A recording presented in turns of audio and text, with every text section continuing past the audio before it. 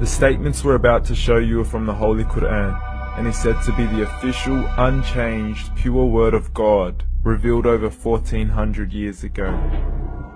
Claiming to be the word of God is a heavy statement, and without proof, or if a single contradiction is found within the book, the apparent word of God will be proven false. So without further ado, let's put the book to the test.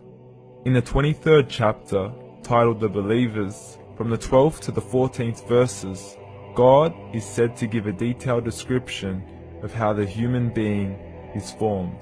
It begins by saying, "We then placed him as a sperm drop in a place of settlement, firmly fixed. Then we made the drop into a alaqa." We will translate this word very soon. "And then we changed the alaqa into a lump.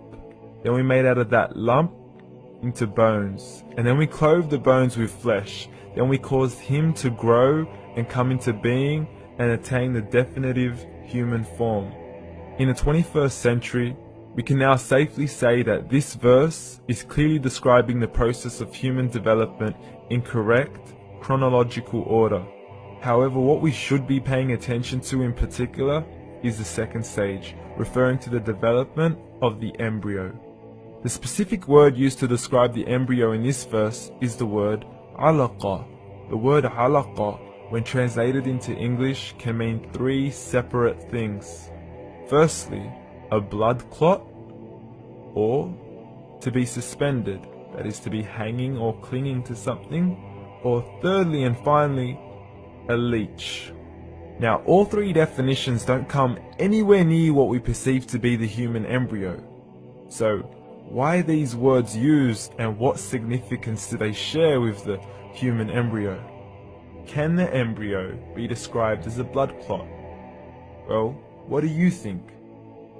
In the third week of embryonic development, a tubular heart joins with the blood vessels to form a primordial cardiovascular system, and by the end of the third week, the blood is circulating and the heart begins to beat on day 21. The first thing that comes to mind in regards to being suspended or hanging is the umbilical cord. But we can't use that example because we are simply referring to step 2, before the baby has even formed. But we now know today that the umbilical cord is formed from the connecting stalk. And the connecting stalk is formed as soon as the embryo is formed.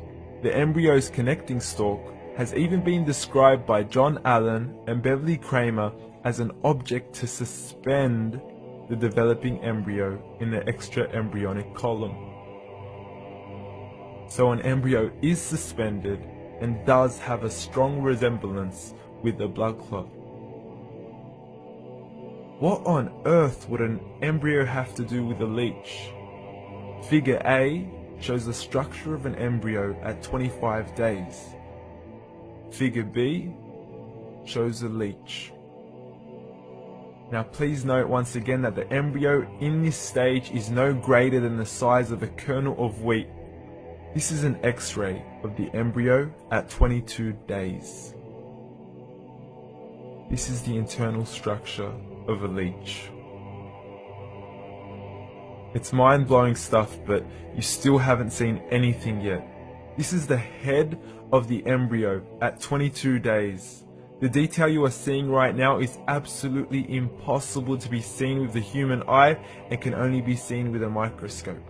This is the back end of a leech. There's no other words used to describe this other than mind-blowing. The pictures we have shown you are impossible to be seen with the human eye, or even to be predicted by the human mind. Once again, the verses we have shown you were revealed over 1400 years ago to a man who couldn't read nor write. Are these the words of God? Descriptions of the human embryo in the Qur'an cannot be based on scientific knowledge in the 7th century. The only reasonable conclusion is that these descriptions were revealed to Muhammad from God, from God, from God, from God, from God.